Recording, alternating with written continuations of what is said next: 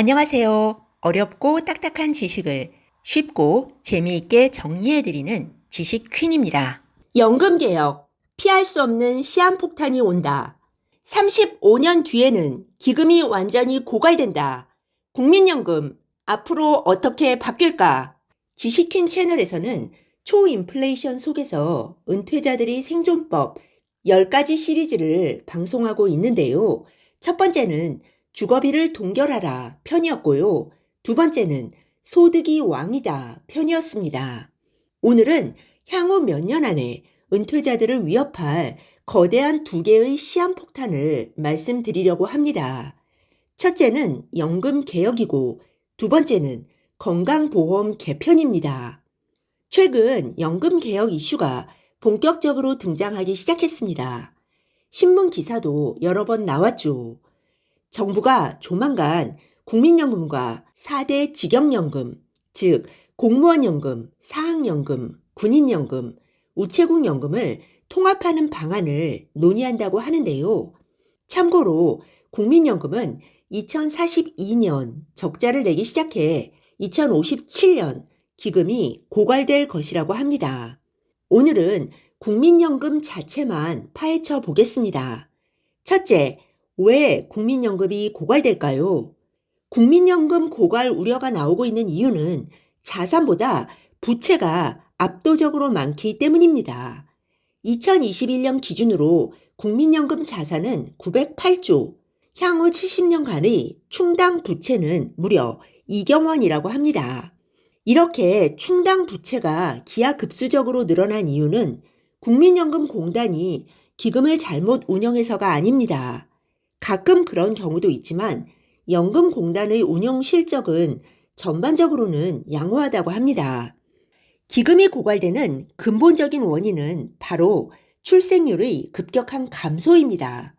한국은 현 세대가 내는 보험료의 운영 수익과 미래 세대가 내는 부담금을 합쳐서 연금을 지급하는데 출생률이 급격히 낮아지니 충당 부채가 기하급수적으로 늘어나고 기금 고갈 시기가 앞당겨지고 있는 것이죠. 1993년에 태어난 남성 수가 약 36만 명인데 2017년에 태어난 전체 출생아가 35만 명이라고 합니다. 25년 만에 출생아 수가 반토막이 나버린 것이죠.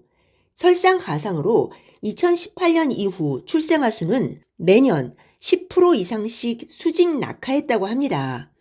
2020년 출생률은 0.84였는데 올해 출생률은 0.75로 예상된다고 합니다. 둘째, 앞으로 미래 세대는 연금을 얼마나 내고 얼마나 받게 될까요? 90년대 이후 출생한 세대는 부지런히 연금을 부어도 부모 세대만큼의 연금을 받을 수 없으며 대략 부모 세대 수령액의 3분의 1 정도를 받을 수 있을 것으로 추정됩니다.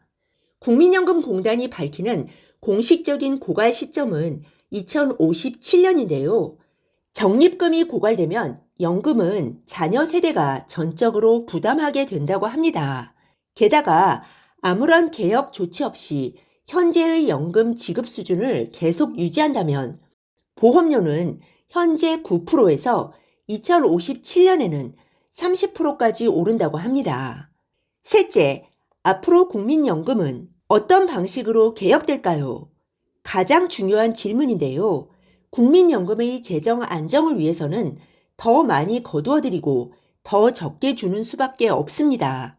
그런데 어떤 정부든 연금 개혁에 칼을 대는 순간 인기가 바닥에 떨어질 것은 불보듯 뻔합니다. 첫 번째로 보험료를 인상하는 방법이 있습니다. 현재 국민연금의 보험료율은 9%인데 이를 12%에서 20%까지 인상하는 방법입니다. 참고로 국가연금 제도가 뿌리를 내린 선진국 중에서 한국처럼 보험료 수준이 낮은 나라는 없으며 한국 다음으로 보험료가 낮은 미국조차 12% 이상의 보험료를 받는다고 합니다. 두 번째는 세금으로 충당하는 방식입니다. 국민연금 재원이 10%에서 30%를 세금으로 충당하는 것입니다. 현재 건강보험료는 14%를 국고에서 메우고 있는데 이와 유사한 방법이죠. 이 방식의 장점은 현재의 연금 수준을 유지할 수 있고 당장 손해를 보는 사람이 없다는 것입니다.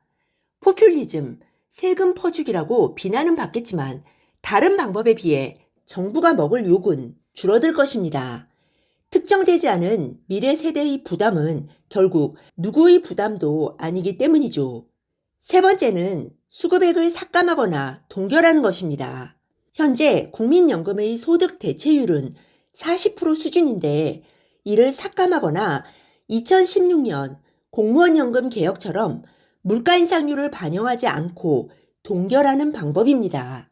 다만 지금도 국민연금의 소득 대체율이 낮다고 지적받고 있는데 여기서 더 내린다면 아마 정부는 차기 집권이 불가능해질 수도 있습니다. 네 번째는 수급 연령을 연기하는 것입니다. 문재인 정부에서 현재 만 65세인 국민연금 수급 연령을 만 67세로 연기하는 방안을 검토한 적이 있습니다. 하지만 흐지부지 끝났죠. 그나마 현실적인 방법이고 많은 유럽 국가들이 이 방법을 선택했습니다. 연금 개혁은 더 이상 미룰 수 없는 문제이고 이대로 가다가는 파탄이라는 사실을 정부도 잘 알고 있습니다. 그러니 전적으로 개혁하지는 못해도 다소라도 개혁하는 모습을 보일 것입니다. 지금 우리가 참조할 수 있는 개혁안은 지난 문재인 정부 시절에 논의되었지만 폐기되었던 개혁안입니다. 문재인 정부 시절에는 두 가지 개혁안을 두고 내부 논의가 있었다고 합니다. 첫 번째 안은 소득 대체율은 점차적으로 인하하고 보험료율을 9%에서 11%로 즉각 인상하는 것입니다. 두 번째 안은 소득 대체율 40%를 유지하되 연금 보험료를 현재의 9%에서 13.5%로 단계적으로 인상하는 것입니다. 그리고 여기에 하나 더 연금 수령 연령을 65세에서 67세로 연기하는 것입니다. 이번에 나올 연금 개혁안도 전 정부의 안에서 크게 달라질 것 같지 않습니다. 기본적으로는 더 내고 덜 받는 방법밖에 없기 때문입니다. 다만 국민들이 그걸 받아들일지가 관건이겠네요. 입법부와 행정부를 모두 장악했던 지난 정부에서도 지지율 하락을 우려해서 연금 개혁에 착수하지 못했는데요. 지지율이 낮은 현 정부가 과연 개혁을 추진할 수 있을지도 의문입니다. 네, 오늘은 시한폭탄으로 떠오른 연금 개혁 이슈에 대해 알아보았습니다. 대한민국 국민이라면 모두에게 영향을 미치는 중요한 사안이니만큼 모두가 인지하고 고민해야 할 문제인 것 같습니다. 한 번에 극단적으로 바뀌지는 않겠지만 큰 방향으로는 국민연금과 건강보험제도의 부담이 둘 다 무거워지는 쪽으로 가고 있다는 점, 그래서 은퇴자나 은퇴를 앞둔 분들은 앞으로의 계획에 더 여유를 두어야 한다는 점 알아두시면 좋겠습니다. 네, 오늘 들려드린 내용이 도움이 되셨다면 구독 버튼, 좋아요 버튼 꾹 눌러주세요. 그리고 알람 버튼도 꾹 눌러주세요. 지식퀸의 새 영상이 올라오면 제일 먼저 받아보실 수 있습니다. 감사합니다. 다음에 또 만나요.